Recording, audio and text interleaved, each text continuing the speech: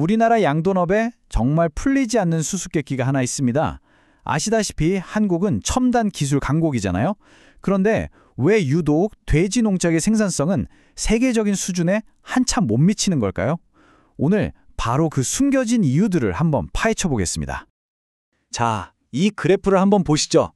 이게 바로 문제의 핵심을 딱 보여주는데요. 덴마크는 어미돼지 한 마리당 거의 26마리를 시장에 내보내는데 한국은 고작 17마리 남짓입니다. 아니, 이 엄청난 격차 대체 어디서 오는 걸까요? 네, 바로 이 질문이 오늘 우리가 풀어야 할 가장 큰 숙제입니다. 모든 게 다 발전하는데 왜 양돈업만은 이렇게 뒤처져 있는 걸까요? 지금부터 그 단서를 하나씩 찾아보겠습니다. 첫 번째 단서는 바로 규모의 역설이라는 겁니다. 보통 우리는 크면 클수록 좋다고 생각하잖아요. 근데요, 양돈업에서는 이 상식이 전혀 통하지 않았습니다. 정말 놀라운 사실을 발견하게 되실 겁니다. 겉으로만 보면 예상대로입니다.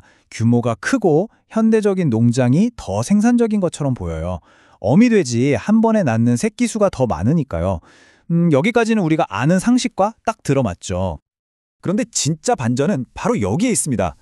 태어난 새끼들을 끝까지 살려내는 능력, 즉 생존율을 보니까요. 오히려 작은 농장들이 압도적으로 뛰어났어요. 대규모 농장의 생존율은 70%까지 뚝 떨어집니다.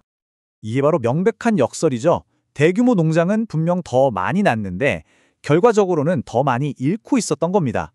그렇다면 진짜 문제는 새끼가 태어난 그 이후에 있다는 뜻 아닐까요?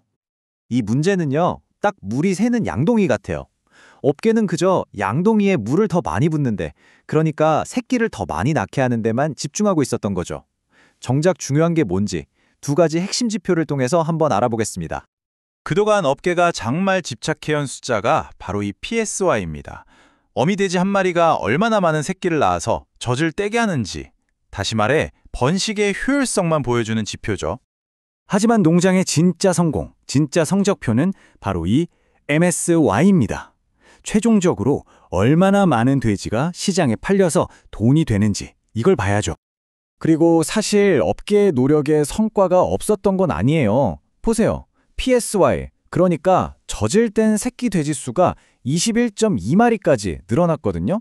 겉보기에는 분명히 성공한 것처럼 보였죠.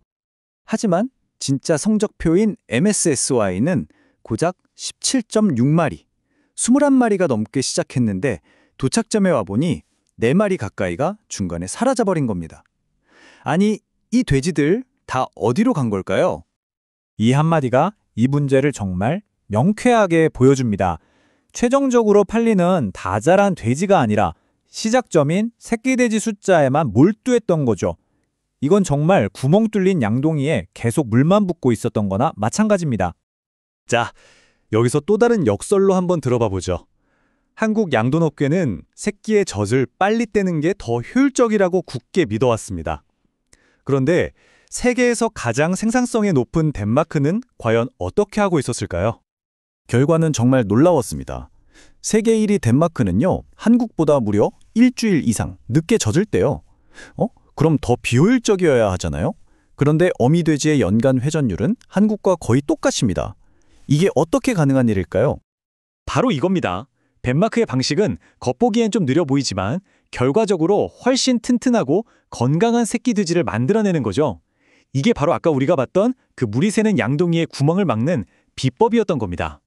하지만 새끼 돼지가 아무리 건강해져도 시스템에는 아직 보이지 않는 결함이 하나 더 있었습니다. 그리고 그건 바로 일관성의 문제였어요. 이게 정말 충격적인데요. 한국 농장의 무려 83%가 매달 출하량이 말 그대로 롤러코스터를 탑니다. 생산량이 40% 이상 널뛰기를 한다는 거죠. 이런 극심한 불안정성이 농장 전체를 뒤흔들고 있었습니다. 한번 상상해 보세요. 다음 달에 돼지가 몇 마리나 나갈지 전혀 예측할 수가 없다면 사료는 얼마나 주문하고 공간은 어떻게 배분해야 할까요? 계획적인 운영이라는 것 자체가 그냥 불가능해지는 겁니다. 예를 들면 어떤 달에는 출하량이 80마리에 그칩니다. 그럼 어때요? 공간은 텅텅 비고 시설과 인력은 그대로 낭비되는 거죠. 그런데 불과 몇 달 뒤에 바로 그 똑같은 농장에서 180마리를 출하합니다. 그럼 이번엔 밀사라고 불리는 아주 극심한 과밀 사육 상태가 벌어지는 거죠. 바로 이겁니다. 이 예측 불가능한 생산의 롤러코스터가 돼지들에게 엄청난 스트레스를 주고 질병을 퍼뜨려서 결국 우리가 맨 처음에 봤던 대규모 농장의 그 처참한 생존율로 이어졌던 겁니다. 이제 모든 조각이 다 맞춰졌네요. 자, 그럼 정리를 해볼까요? 이 복잡한 시스템을 개선하는 건 단순히 숫자 하나를 높이는 문제가 아니었습니다. 시작부터 끝까지 전체 과정을 종합적으로 관리하는 게 핵심이었던 거죠. 한국 양돈업의 이야기는 단지 돼지에 대한 것만은 아닙니다. 우리 모두에게 아주 중요한 교훈을 주죠. 마지막으로 질문 하나를 던지면서 마무리하겠습니다. 혹시 여러분의 일과 삶에서 그저 더 많이 시작하는 데만 집중하느라 정작 끝까지 키워내는 그 더 중요한 가치를 놓치고 있지는 않으신가요?